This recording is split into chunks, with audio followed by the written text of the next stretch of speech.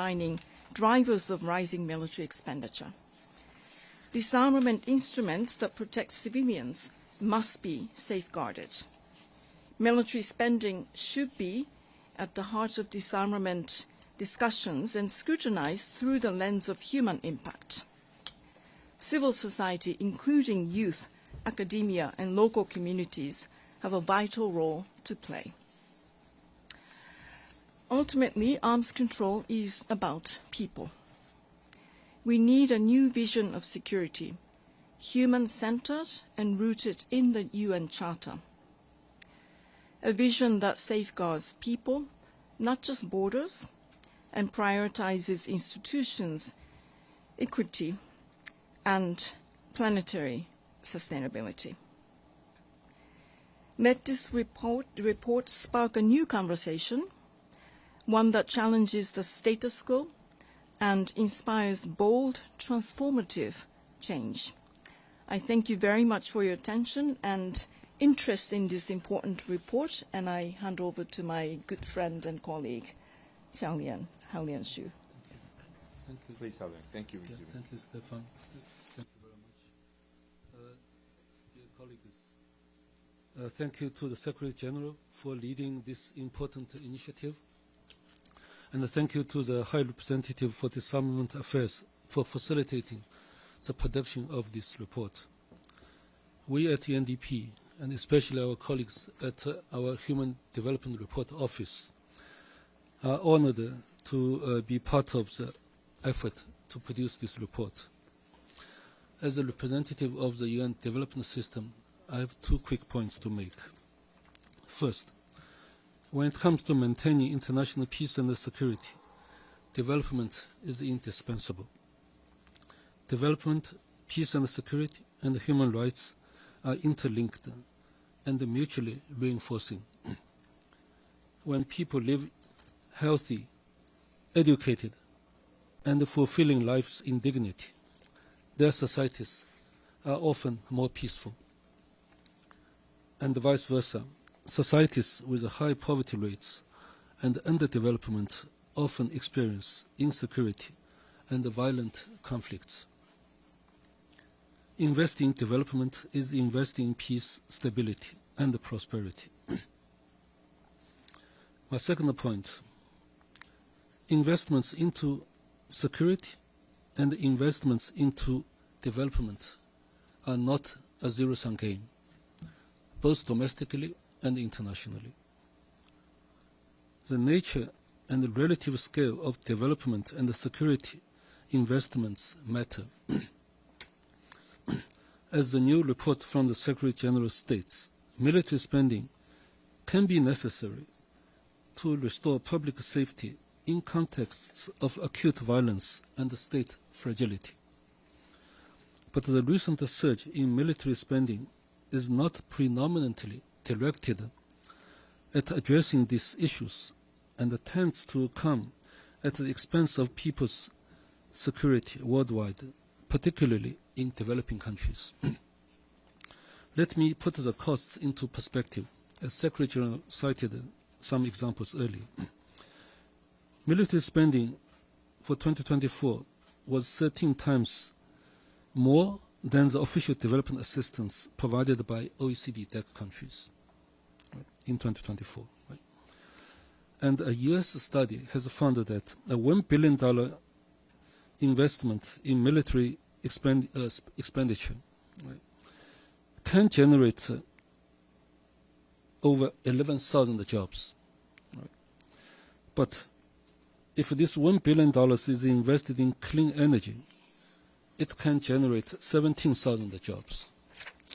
And if this is invested in education, the number soars to 27,000 jobs. Right? And also, most glaringly, is how much developing countries are paying to service their debt in 2024. It's $1.17 trillion. Right? And it's 60% of the world spends on military expenditure in 2024. Right? So the point is that unsustainable debt burdens, right, can crowd out the investments that drive lasting peace and security.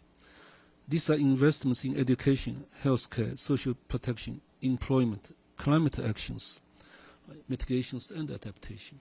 Right? So in conclusion, as the report emphasizes, there is no sustainable peace without sustainable development. UNDP's Human Development Index shows that the pace of progress has slowed dramatically over the last 2 years. For the last 2 years, the Global Human Development Index grown by 0.001 point for 2 years in a row. Right? So that means, if we don't invest in development sufficiently and urgently, the human growth that we have achieved over the last few decades will possibly decline. Right? So what happens, from here, right, is up to us. Right? So we joined the Secretary-General, the High Representative for Disarmament Affairs, and other leaders in calling for a shift towards a people-centered and multidimensional approach to security. And we support building a bright future for all by prioritizing diplomacy, right, international cooperation, and sustainable development. Thank you very much. Thank you very much, Hao Liang. Edie? Thank you both very much for doing this briefing on behalf of the United Nations Correspondents Association. My name is Edith Lederer from the Associated Press. In our very divided world with major wars in Gaza, Ukraine, and Sudan, to name just a few, how can the United Nations convince countries, especially those that are major military powers, to reduce their military spending and spend much more on improving the lives of the world's people? Izumi, do you want to start? Thank you very much for that question. I think the answer is that there is no one single silver bullet. It's not like this is what the UN will do and then everything will start moving. As I said, we very much hope that this report will be a beginning of a very serious conversation at the member states level, but also, if you will, public at large, where people will take this issue much more seriously. I hope you will have an opportunity to read through the report. It, of course, recognizes the legitimate security concerns that, as you say, the world is really divided, the tensions rising, etc. But our finding is that military alone is not going to produce security in a sustainable manner. I think the human society has gone through this in the past history, where various measures for security, and that I include as a disarmament person, confidence-building measures, transparency, dialogues, disarmament, arms control, all these are security instruments. They were created by member states, by many experts, as security instruments to complement the military ways. So what we are calling for is a reset, rethink of how security can be more sustainably achieved. And I hope that this report, which is the Secretary-General's report, requested by member states in the Pact for the Future last year, this will be the beginning of such a serious conversation for us to be able to rethink, both at the member states level, but also public at large, both at the national level and at the global level. Thank you. Sorry, Sherwin, then Yvonne. Thank you to you both for this briefing. I wonder if you could perhaps address the elephant in the room. Just as you walked in here, right, the scenario is that you're here to launch a report to highlight the disparities between military spending and the lack of investment in social development, just as Israel attacks, launches a strike against a sovereign member state of these United Nations. How do you therefore ensure that your messaging in this report is not undercut by the breaking news of the day, which happens to be an almost daily occurrence these days? I count on you, members of the media, to make sure that what is underlining factors driving. This is a global report. It's not about just one region or one country or one group of countries.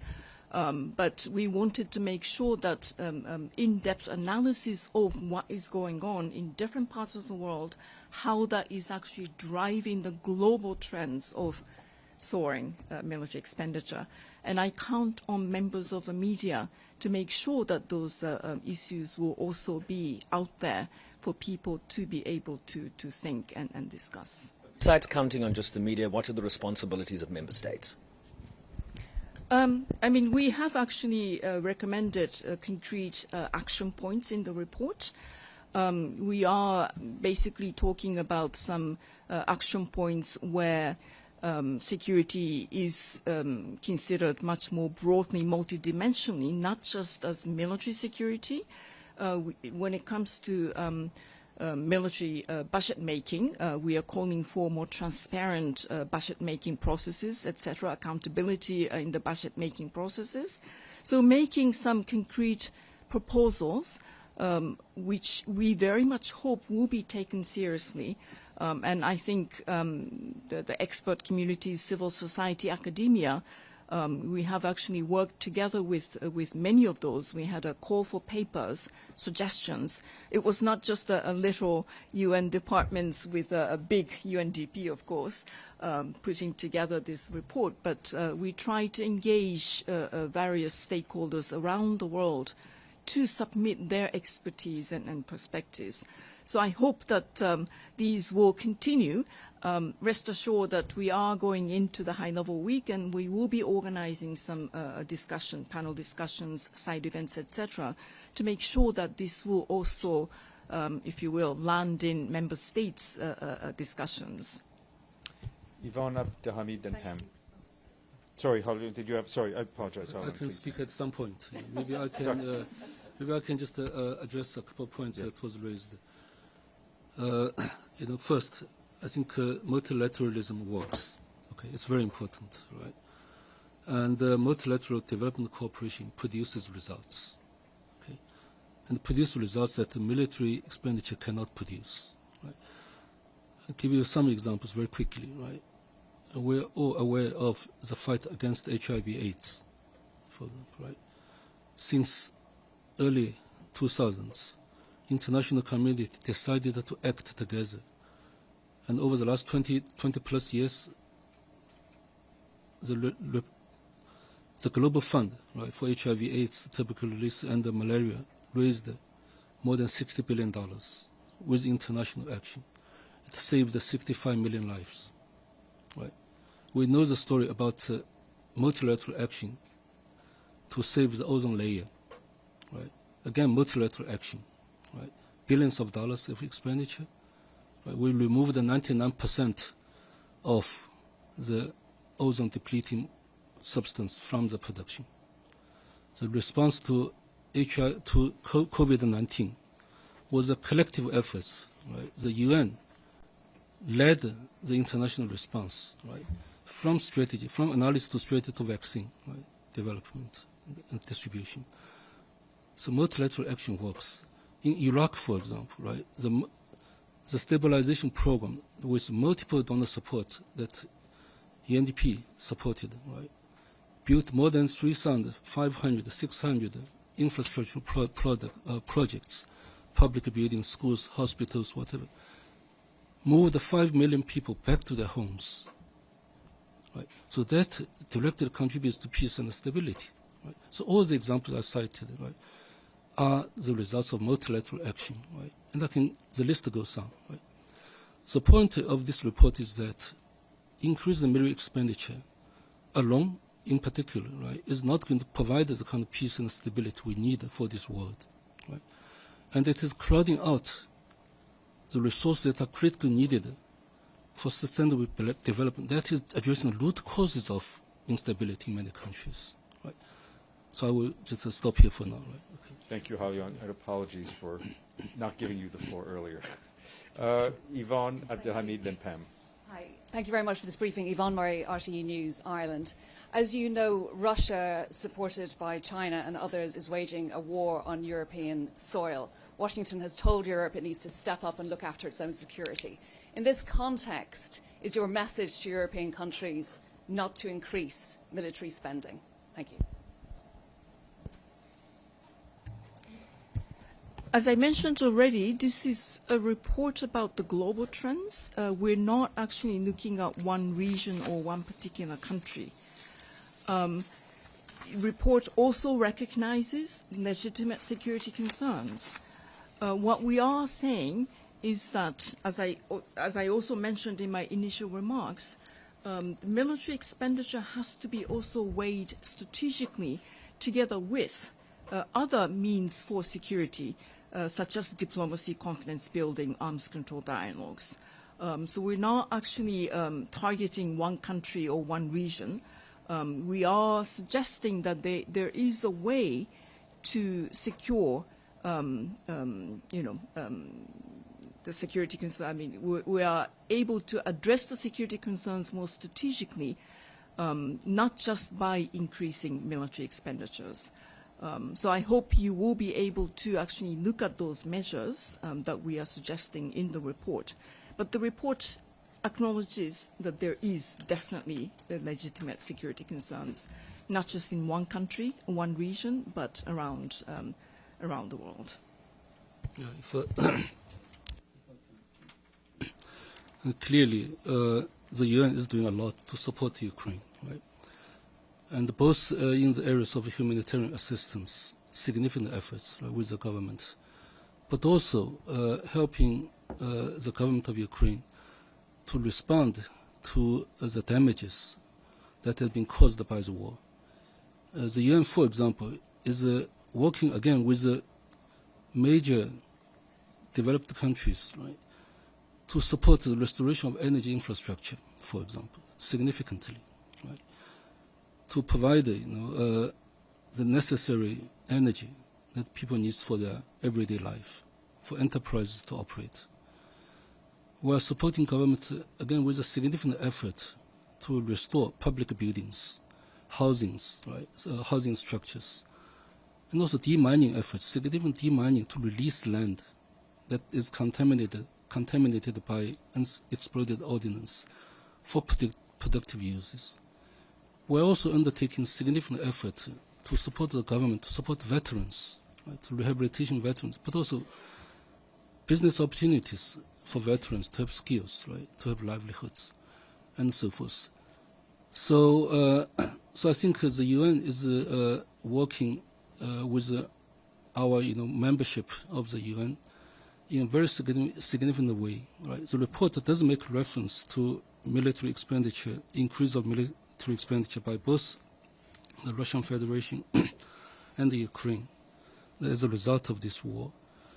But if you look at the UN's role, right, you need to look at what the UN can do and the UN cannot do, right? But the UN certainly, Secretary-General has announced, Stefan has repeated many times, the UN's principle, right, on the territorial integrity, sovereignty, and so forth, right, of the Ukraine. So this is very clear. UN position is very clear. Right, thank you. Thank you. Abdelhamid and Pam. Thank you. Thank you both for the press conference. My name is Abdelhamid Sayam from the Arabic daily Al-Quds Al-Arabi. First, I want to ask you if you foresee in the near future that AI could become more sovereign and it's hard to control arms productions, arms technology, arms trade. How do you see the near future of that? And the second, I wish you put your finger on the wound and say this is the problem. That's where which is who's producing the arms, who's selling, who's benefiting from that. Why you don't say it clearly? Is it the developing nations or the developed nations who creating the smart bombs and the phantom fighting jets and the aircraft carriers? Why you don't be more direct to say this is the problem?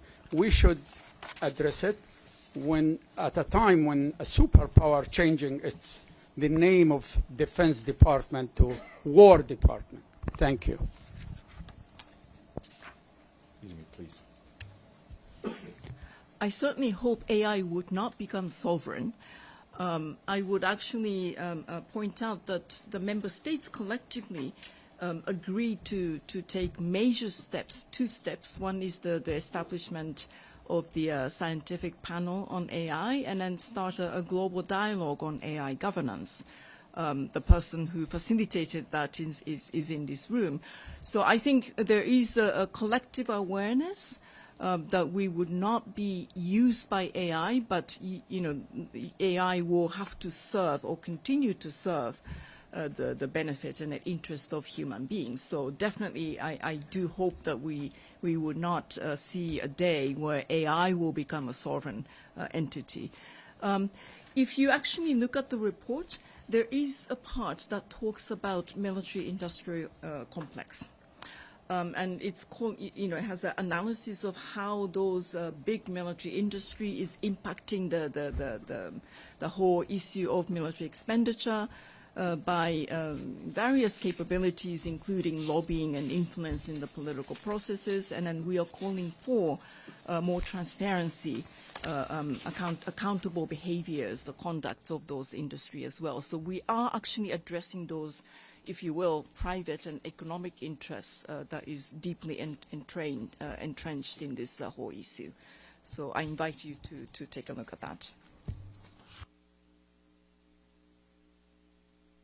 Okay. Just checking. Pam? Thank you to the briefers. This is Pamela Falk from U.S. News and World Report. This report is very comprehensive on global military arms increases. But we're watching in real time a proliferation of nuclear weapons by major world powers, China, U.S., Russia, and the perhaps stopping or allowing to stop some of the treaties. The New START treaty is up for renewal, maybe or maybe not to be renewed. Do you think there's a global nuclear arms race going on with what you've read? I mean, with your full report and all that you've looked at? Thank you. I guess this question is for me. Indeed, I mean, this is a major issue for the international community. And whether there is a nuclear arms race taking place, for a while we have already been saying that there has been qualitative nuclear arms race, meaning that all nuclear weapon states have been investing huge amounts of money to modernize their nuclear arsenals. And soon, or we might already be in a quantitative nuclear arms race starting. So definitely concern is there. I'm very much concerned about that. Many member states are really concerned about that. There is also the rhetoric, or in our view, misperception that nuclear weapons actually gives the ultimate security, which is also causing yet another additional proliferation drivers, if you will. So we need to definitely put a stop to that.